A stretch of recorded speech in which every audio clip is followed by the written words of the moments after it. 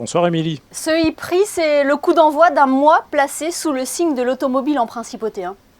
Oui, tout à fait. Ce n'est que le début, mais ça fait un petit moment qu'on est prêt quand même. Alors, les finitions sont toujours incertaines, mais on sera prêt samedi matin, puisqu'on ferme à 5 heures le circuit et on démarre à 7h30 pour les premiers essais non qualificatifs. Les premiers essais, véritablement. Oui, c'est impressionnant de voir les rues de la ville se transformer, toute cette mécanique qu'il y a autour. C'est une mécanique qui est très bien huilée. Oui, c'est vrai qu'on a commencé tôt, puisque c'était début mars, mais on est prêt, comme je vous le disais. Après, chaque année se rajoutent certains éléments et il faut qu'on s'adapte.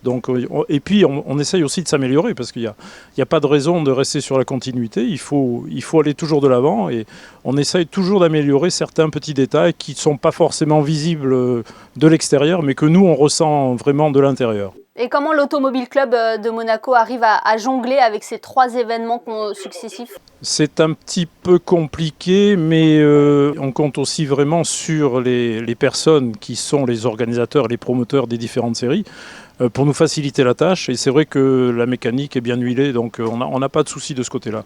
Le e-prix donne donc le coup d'envoi des Grands Prix à Monaco. 8e saison déjà. Il a réussi à trouver son public, ce e-prix ? Je pense qu'il a un public. Il a un public et puis les communicants de la Formule E sont très forts, ce qui fait qu'ils arrivent à drainer un nombreux public sur leur circuit.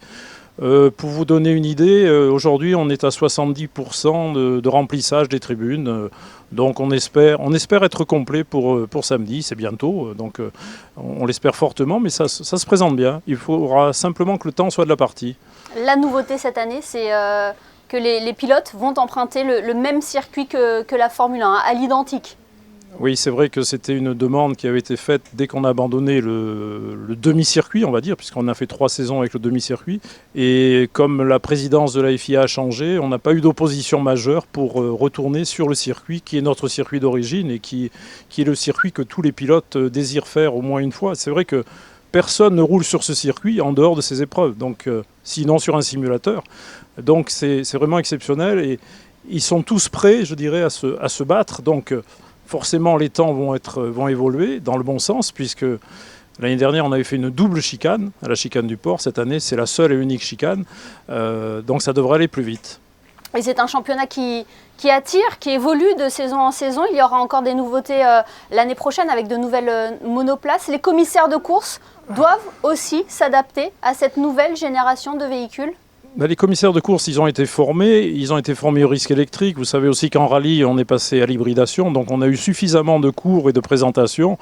Mais depuis 2015, où l'on roule sur le circuit de Monaco avec des voitures électriques, on a appris à dompter cette électricité. Donc les voitures d'aujourd'hui font 300 chevaux. Elles peuvent faire 340 chevaux en mode attaque. Et l'année prochaine, par contre, on va être beaucoup plus puissant puisqu'on passera à 470 chevaux, c'est-à-dire pratiquement 50% d'augmentation de la puissance, ce qui est énorme. Ça veut dire aussi que les voitures évoluent et elles se rapprochent des standards des monoplaces de compétition. Et ils devront vite se réhabituer ensuite puisqu'ils passeront à des véhicules plus anciens avec le Grand Prix de Monaco historique. Oui, mais ça, on a l'habitude de jongler.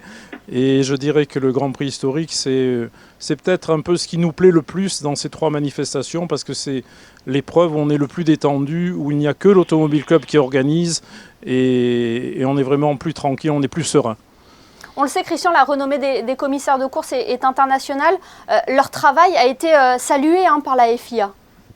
Oui, constamment. On a reçu le trophée de la meilleure équipe l'année dernière. Donc on tient à conserver ce trophée cette année encore. Et avec les 3 épreuves qui nous attendent, je pense qu'on va faire aussi bien, sinon mieux, comme d'habitude. Oui, premier rendez-vous ce samedi, donc, le e-prix de Monaco à suivre en direct sur Monaco Info. Merci infiniment, Christian Tornator, d'avoir été avec nous. Merci.